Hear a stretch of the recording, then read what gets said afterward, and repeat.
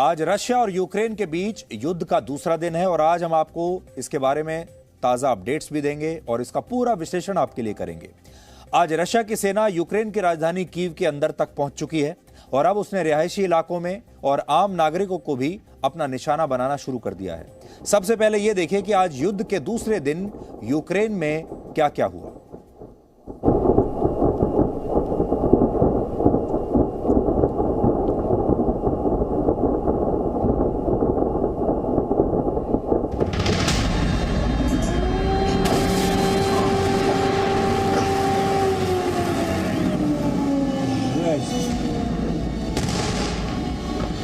Самолет.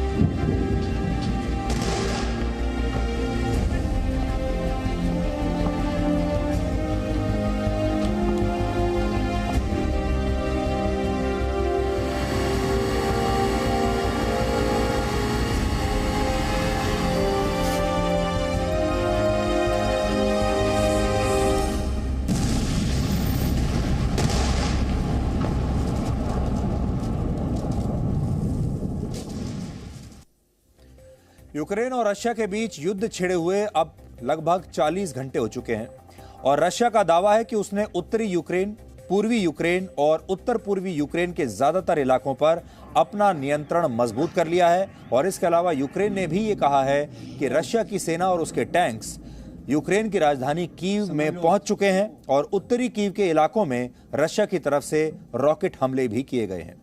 हालांकि यूक्रेन का दावा है कि उसने कई रॉकेट्स को हवा में ही मार गिराया और रशिया के कुछ टैंक्स को भी उसने नष्ट करने का दावा किया है।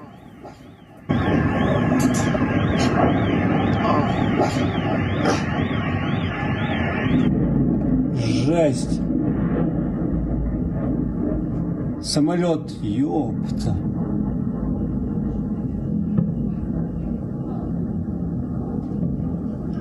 Жесть.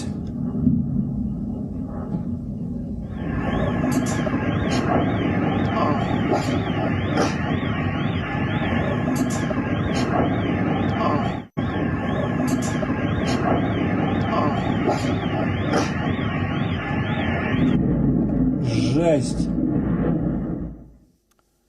इस संघर्ष के बीच रशिया ने यूक्रेन के चेर्नोबिल में न्यूक्लियर पावर प्लांट पर भी कब्जा कर लिया है और यह वही न्यूक्लियर पावर प्लांट है जहां वर्ष 1986 में अब तक का सबसे बड़ा परमाणु हादसा हुआ था। आप इस वीडियो में इस पावर प्लांट के पास रशियन टैंक्स को आज देख पाएंगे।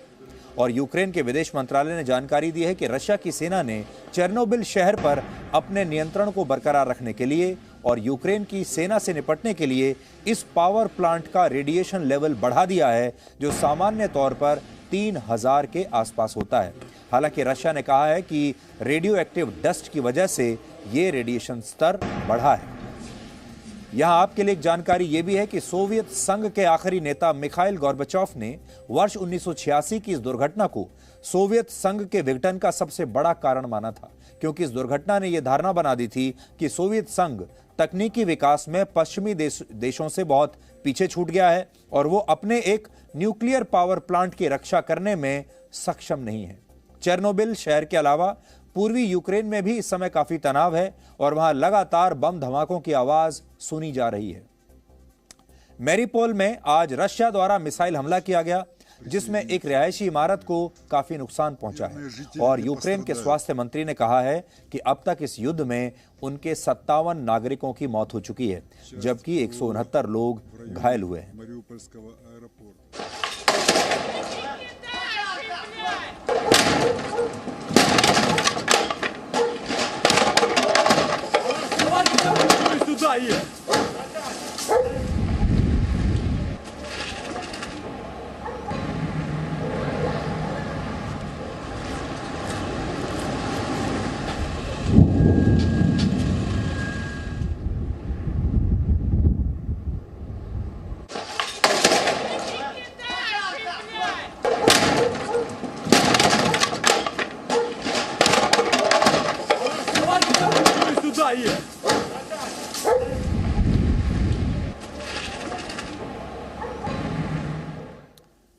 इस समय रशिया की सेना राजधानी कीव में यूक्रेन की सेना से लड़ रही है और खतरे को देखते हुए यूक्रेन के राष्ट्रपति जेलेंस्की को एक खुफिया बंकर में शिफ्ट कर दिया गया है।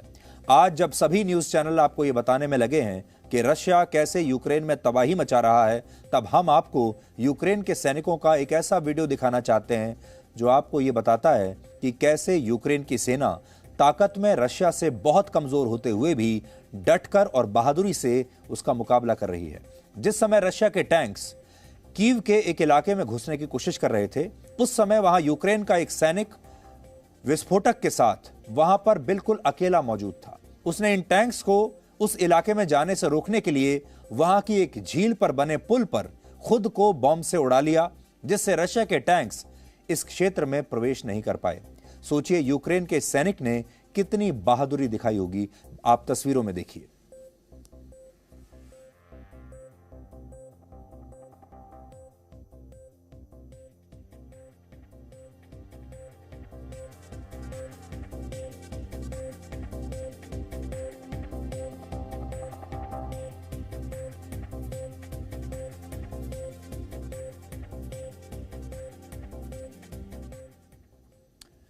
यूक्रेन के सैनिकों की बहादुरी का आपको एक और वीडियो आज दिखाते हैं और ये आया है स्नेक आइलैंड से। ये आइलैंड क्राइमिया के पास ब्लैक सी में स्थित है और इसे जिमिनी आइलैंड के नाम से भी पहचाना जाता है। यहां जब रशिया की सेना ने हमला किया तो यूक्रेन के कुल 13 सैनिक यहां पर मौजूद थे। सोचिए, सिर्फ 13 सैनिक। हमले से पहले चेतावनी देते हुए रशिया के सैनिकों ने कहा कि अगर यूक्रेन के सैनिकों ने सरेंडर नहीं किया तो वो सारे के सारे जान से मारे जाएंगे। लेकिन क्या आप जानते हैं इसके बाद यूक्रेन के इन 13 सैनिकों ने क्या कहा? उन्होंने रशिया के सैनिकों को कहा, आप भाड़ में जाओ। और इसके बाद ये सभी 13 जवान मारे गए। यानी इन 13 जवानों ने सरेंडर करने से इनकार कर दिया और रशिया के सैनिकों से कहा कि उन्हें जो करना है वो करें। और उसके बाद ये 13 सैनिक मारे गए।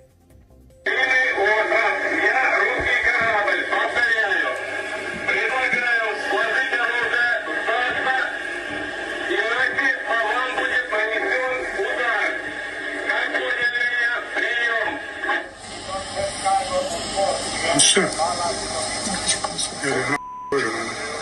На всякий случай.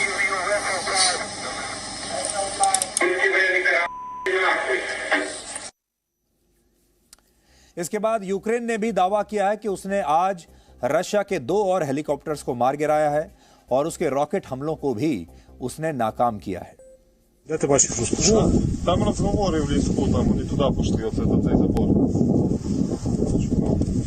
Дивіться, щоб страху ніхто не пульнув. Де ти бачиш розпочав? Там розговори в ліску, там вони туди пішли, оце за цей забор. Дивіться, щоб страху ніхто не пульнув. Presenting B News app, available on Google Play and App Store. Download it now.